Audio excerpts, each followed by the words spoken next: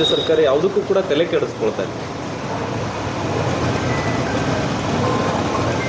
ಗ್ಯಾರಂಟಿಗಳಿಂದ ನಮ್ಮ ರಾಜ್ಯದಲ್ಲಿ ರಾಜ್ಯ ಸಮೃದ್ಧವಾಗಿದೆ.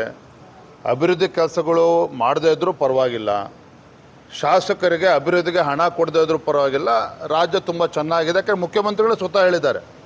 ಮೊನ್ನೆ ಬೆಂಗಳೂರಿನ ಅಧಿವೇಶನದಲ್ಲಿ ನಮ್ಮೆಲ್ಲ ಶಾಸಕರುಗಳು ಹೋಗಿ ಸ್ವಾಮಿ ಮುಖ್ಯಮಂತ್ರಿಗಳೇ ಅನುದಾನ ಕೊಡಿ ಅಂತ ಹೇಳಿದ್ರೆ ಗ್ಯಾರಂಟಿಗಳು ಕೊಟ್ಟಿದ್ದೇವಲ್ಲ ಅಂತ ಹೇಳ್ತಾ ಇದ್ದಾರೆ.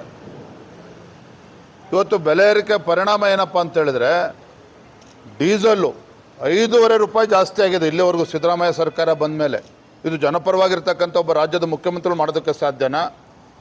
ಪೆಟ್ರೋಲ್ ಮೇಲೆ 3 ರೂಪಾಯಿ ಜಾಸ್ತಿ ಮಾಡಿದ್ದಾರೆ ಕಾಂಗ್ರೆಸ್ ಸರ್ಕಾರ ರಾಜ್ಯದಲ್ಲಿ ಬಂದ ಮೇಲೆ. ಇದು ಜನಪರವಾಗಿರ್ತಕ್ಕಂಥ ಸರ್ಕಾರ ತೆಗೆದುಕೊಳ್ತಕ್ಕಂಥ ನಿರ್ಧಾರನ?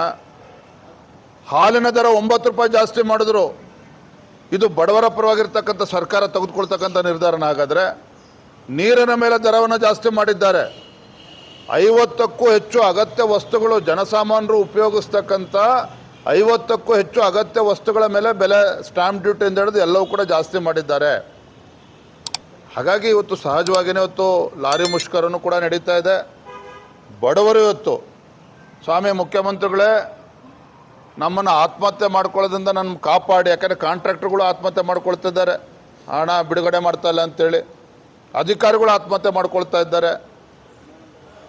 ಹಾಗಾಗಿ ಇವತ್ತು ಲಾರಿ ಮುಷ್ಕರ, ಈ ರೀತಿ ಅನೇಕ ಮುಷ್ಕರಗಳು ಈಗ ಪ್ರಾರಂಭ ಆಗ್ತಾ ಇದೆ. ಈ ರೀತಿ ಒಂದು ಜನವಿರೋಧಿ ಸರ್ಕಾರ ಬಹುಶಃ ಇಡೀ ದೇಶದಲ್ಲಿ ಸರ್ಕಾರ ಬಂದು 20 ತಿಂಗಳಲ್ಲಿ ತನ್ನ ಜನಪ್ರಿಯತೆಯನ್ನು ಕಳೆದುಕೊಂಡಿರ್ತಕ್ಕಂಥ ರಾಜ್ಯ ಸರ್ಕಾರ ಅಥವಾ ಮುಖ್ಯಮಂತ್ರಿಗಳು ಯಾವ್ದಾರು ಇಡೀ ದೇಶದಲ್ಲಿದ್ದರೆ ಅದು ನಮ್ಮ ರಾಜ್ಯದ ಮುಖ್ಯಮಂತ್ರಿಗಳು ಸಿದ್ದರಾಮಯ್ಯನವರು, ನಮ್ಮ ರಾಜ್ಯ ಸರ್ಕಾರ ಅಂದರೆ ಕಾಂಗ್ರೆಸ್ ಸರ್ಕಾರ ಒಂದು ಜನಪ್ರಿಯತೆಯನ್ನು ಕಳ್ಕೊಂಡಿರ್ತಕ್ಕಂಥ ಸರ್ಕಾರ ಇವತ್ತು ಇಷ್ಟು ಕಡಿಮೆ ಅವಧಿಯಲ್ಲಿ.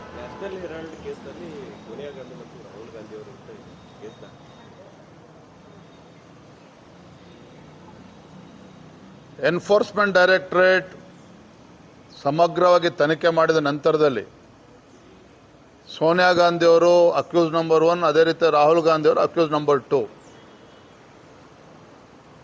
ಏನು ಮಾಡಿದ್ದಾರೆ ಅದನ್ನು ಅನುಭವಿಸಲೇಬೇಕಾಗ್ತದೆ. ಕಾನೂನಿಗಿಂತ ದೊಡ್ಡವರು ಯಾರೂ ಇಲ್ಲ. ಜೋ ಕಿಯಾ ಹೇ ವೋ ಭುಗತ್ನಾ ಪಡೇಗ. ಹಾಗಾಗಿ ದೇಶದ ಅವರು ಉನ್ನತ ಸ್ಥಾನದಲ್ಲಿದ್ದವರು ಅಂತೇಳಿ ಅವರು ಪ್ರತ್ಯೇಕ ಕಾನೂನು ಬರೋದಕ್ಕೆ ಸಾಧ್ಯ ಇಲ್ಲ.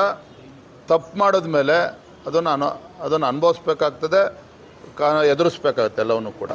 ಸರ್, ಇವತ್ತಿನ ಕಾರ್ಯಕ್ರಮ ಬೆಳಗಾವಿಯಲ್ಲಿ ರಮೇಶ್ ಜಾರಕಿಹೊಳಿ ಅವರು ಕೂಡ ಬರ್ತಾರ ಅನ್ನುವಂಥದ್ದು. ನಾನು ಬೆಳಗಾವಿ ಜಿಲ್ಲೆ ಎಲ್ಲ ಪ್ರಮುಖರೊಂದಿಗೆ ರಾತ್ರಿ ಊಟಕ್ಕೆ ಸೇರಿಕೊಂಡಿದ್ವಿ. ನಾನು ಕೂಡ ನೆನ್ನೆ ರಮೇಶ್ ಜಾರಕಿಹೊಳಿಗೂ ಕೂಡ ಬೆಂಗಳೂರಿಂದ ಬರ್ತಾ ಅವರು ಕೂಡ ದೂರವಾಣಿ ಕರೆ ಮಾಡಿ ಅವರು ಕೂಡ ಭೇಟಿ ಮಾಡಬೇಕು ಅನ್ನೋ ಪ್ರಯತ್ನ ಮಾಡಿದೆ. ಪಾಪ ಅವರು ಬ್ಯುಸಿ ಇದ್ರು ಅಂತ ಅಂದ್ಕೊಳ್ತೇನೆ.